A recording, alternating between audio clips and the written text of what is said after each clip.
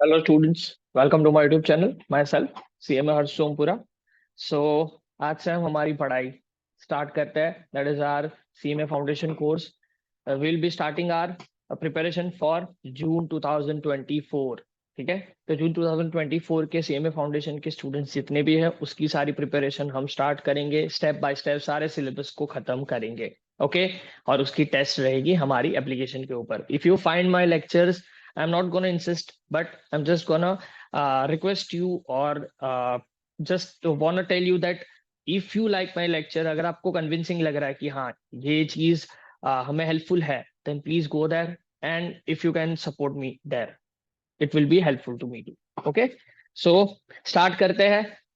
सबसे पहले जो मैं सब्जेक्ट पढ़ाने जा रहा हूँ that is my financial accounting paper number 2 जो है आपका. 4 सब्जेक्ट है आपके. आई होप सो आप क्लियर हो चारों 4 सब्जेक्ट के अंदर.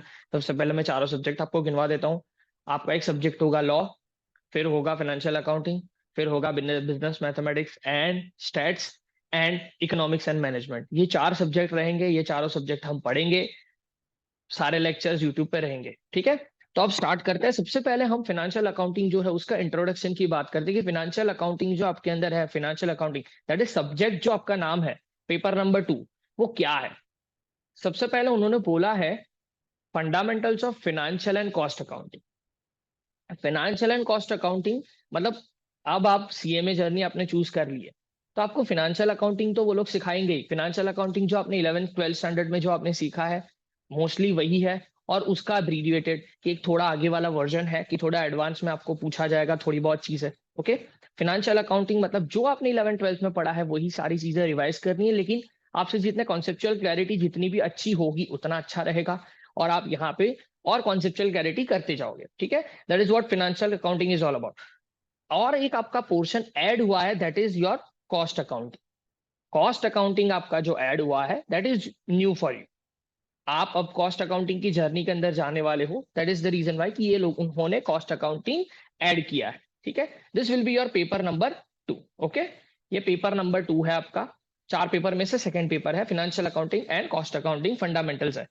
अब इसके अंदर सिलेबस कैसे उन्होंने बाइफरगेट किया है वो बता देता हूं. ठीक है. उन्होंने सिलेबस बाइफरगेट किया है. देखो, fundamentals of financial and cost accounting ऐसा दिया है. Fundamentals of financial and cost accounting ऐसा उन्होंने दिया हुआ है. अब यहाँ पे बाइफरकेशन बता देता हूं आपको. Section A will be fundamentals of financial accounting and section B will be fundamentals of cost accounting. 70-30 का रेशियो है. 70-30 मतलब 70% टोटल है वो आपका फाइनेंशियल अकाउंटिंग है एंड 30% जो है वो आपका कॉस्ट अकाउंटिंग है. एज पर नाउ आपको जो पेपर पैटर्न रहेगा वो बता देता हूं. आपको एमसीक्यूज ही पूछे जाएंगे. पूरे 100 मार्क के एमसीक्यू होंगे. अब वो 100 मार्क के जो एमसीक्यूज है वो एक एमसीक्यू 2 मार्क का होगा. एक एमसीक्यू 2 मार्क का रहेगा. ओके. एक एमसीक्यू अगर 2 मार्क का रहेगा तो आपके 70% जो सिलेबस है, 70% पेपर जो है फाइनेंशियल अकाउंटिंग का रहेगा. मतलब 35 मार्क्स, 35 एमसीक्यू आपके फाइनेंशियल अकाउंटिंग के होंगे और 15 एमसीक्यू जो होंगे आपके वो कॉस्ट अकाउंटिंग के रहेंगे. ये उन्होंने सिलेबस में बाइफरकेट करके दे दिया है. अब आपको सिलेबस में मिलेगा क्या आपको. ठीक है. सबसे पहले जो मेजर चैप्टर्स है अकाउंटिंग ऑफ फंडामेंटल्स. फंडामेंटल्स के अंदर जो 30% कवरेज कर रहा है. 30% फंडामेंटल्स मतलब क्या. सिंपली सिंपली आपने जो 11th स्टैंडर्ड में पढ़ा है वो थियोरेटिकल कॉन्सेप्ट्स होंगे. फाइनेंशियल अकाउंटिंग का इंट्रोडक्शन कैसे हुआ वो सीखना है आपको. आपको थरोई लेके जाता हूं कि आपको बता देता हूं क्या क्या चीज आपको जानने को मिलेगी. देखो, अकाउंटिंग फंडामेंटल्स है फर्स्ट चैप्टर जिसका 30% वेटेज है. इस चीज का 30% वेटेज है. उसके बारे में जानकारी दे देता हूं. सबसे पहले देखो, understanding of fundamental 4 framework of accounting forms of organisation. कहाँ से इंट्रोड्यूस हुआ फाइनेंशियल अकाउंटिंग, किस टाइप की ऑर्गेनाइजेशन है और कैसे रिकॉर्डिंग होती है, वो सारी चीजें आएगी. फिर कॉन्सेप्ट एंड कन्वेंशन, ये सारी चीजें भी आएगी आपको. कॉन्सेप्ट एंड कन्वेंशन ऑब्वियसली कि आपने 11th स्टैंडर्ड में जो कॉन्सेप्ट्स पढ़ा है अकाउंटिंग प्रिंसिपल एंड कॉन्सेप्ट्स वही चीज होगी. लेकिन अच्छे तरीके से आपको एक प्रोफेशनल वे में सीखना पड़ेगा कि उसको अप्लाई थोड़े बहुत कैसे कर सकते हैं. कैपिटल एंड रेवेन्यू ट्रांजेक्शन आपको सीखना है. This is the important chapter. फिर अकाउंटिंग साइकिल. इसके अंदर आपको अकाउंटिंग एंट्री सिखाएंगे, double entry system, books of original entry, subsidiary book, finalisation of accounts. ये सारी चीज आपने 11th स्टैंडर्ड में जो पढ़ी है उन्होंने अकाउंटिंग साइकिल एक चैप्टर में डाल दिया है. एंड सबसे इंपॉर्टेंट ये जर्नल है, जर्नल जिसके अंदर ओपनिंग एंट्री, ट्रांसफर एंट्री, ये सारी चीज आएगी। Cash book, bank book and bank reconciliation statement, trial balance, adjustment entry, depreciation and provision for bad debt. ये सारी चीज जो आपको दे रही है वो सारी चीज फंडामेंटल वाली है। मतलब ये आपको सारी चीजें 11th स्टैंडर्ड में देखी हुई है आपने, और वही चीज को अच्छे से आपको यहाँ पे रिकॉल करना है। इट इज सच सेट कि आप जितना अच्छे से रिकॉल कर पाओगे उतना अच्छा रहेगा। ओके, ये आपका 30% सिलेबस रहेगा। फिर जो 20%, फिर जो यहाँ पे ये जो पोर्शन है ये उन्होंने बता दिया है कि ये 15% रहेगा आपका सिलेबस। ये स्पेशल ट्रांजेक्शन है। ये क्या है? ये आपका स्पेशल ट्रांजेक्शन है। ये जो है स्पेशल ट्रांजेक्शन उन्होंने बोल दिया है, इसके अंदर 3 चैप्टर है आपके, consignment, joint venture and bills of exchange. ठीक है, देखो हालांकि अभी तक मैं अपने bills of exchange 11th standard में पढ़ा होगा, 11th स्टैंडर्ड में बिल्स ऑफ एक्सचेंज आता है, लेकिन consignment and joint venture is purely new for you. ये आपके लिए नया है, ये आपके लिए कंप्लीटली न्यू है, ये आपको सीखना ही पड़ेगा यहाँ पे। ठीक है, तो ये 15% का आपका सिलेबस रहेगा, 15% इसमें कवरेज हो रहा है। फिर उसके बाद उन्होंने ये 2 चैप्टर जो है, आपको सिंपल सिंपल बता देता हूँ, ये 2 चैप्टर कुछ नहीं है, आपका फाइनल अकाउंट जो आपने 11th स्टैंडर्ड में पढ़ा है ना, ये वो है फाइनल अकाउंट। सोल प्रोप्राइटर का जो फाइनल अकाउंट है वही है यहाँ पे, और ये है एनपीओ, नॉन प्रॉफिट ऑर्गेनाइजेशन का फाइनल अकाउंट्स। ठीक है, ये 2 चीज आपको करनी है फाइनल अकाउंट के। तो ये आपका पूरा 70% आपका कवरेज हो जाएगा। ये भी 25% ही है, ये टोटल मिला के 70% आपका हो गया। 30%, 15% एंड 25%। ये आपका फाइनेंशियल अकाउंटिंग में इतनी चीजें ही आने वाली है, इतना ही है। एंड लास्टली आपका कॉस्ट अकाउंटिंग। कॉस्ट अकाउंटिंग क्या है? देखो, कॉस्ट अकाउंटिंग को सबसे पहले आपको अब सीखना जरूरी है, क्योंकि आप कॉस्ट अकाउंटेंट बनने वाले हो।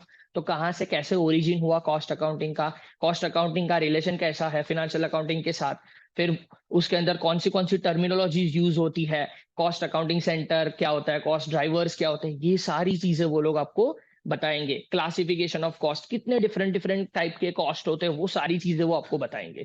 ठीक है, and last cost sheet prepare करना सिखाएंगे।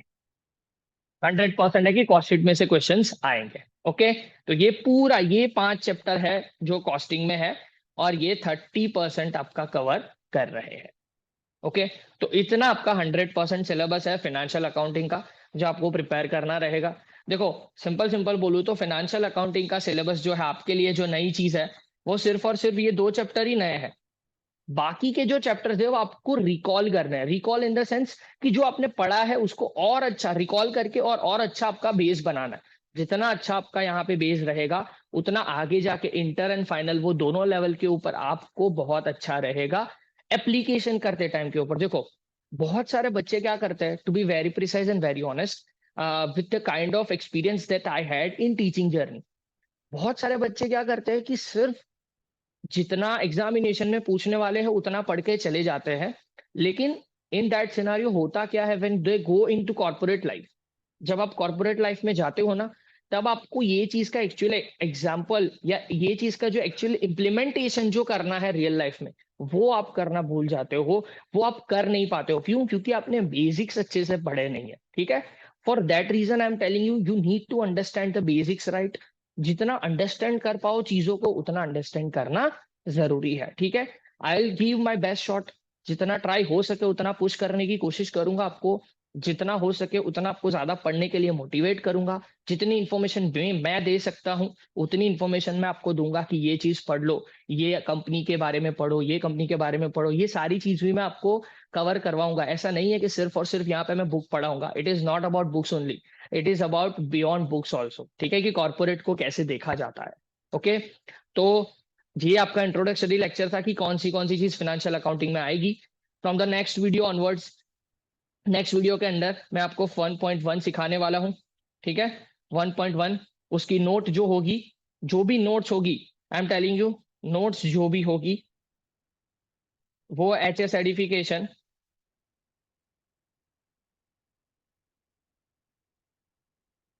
चैनल पे मिल जाएगी, टेलीग्राम चैनल के ऊपर। एचएस सर्टिफिकेशन टेलीग्राम चैनल है सीएमए फाउंडेशन की, वहां पे आपको नोट्स डाउनलोड कर सकते हो, वहां से आप ले सकते हो। ठीक है, सो नेक्स्ट लेक्चर में मिलते हैं। नेक्स्ट वीडियो के अंदर हम चैप्टर हमारे सिलेबस की शुरुआत करेंगे अच्छे से। And all the best for this journey. ठीक है। बहुत मजा आएगा and I hope you will enjoy the lecture and the journey with me. Thank you so much. Keep watching my video. If you think ये helpful रहेगा, please do like, share and subscribe as much as possible. Thanks a lot.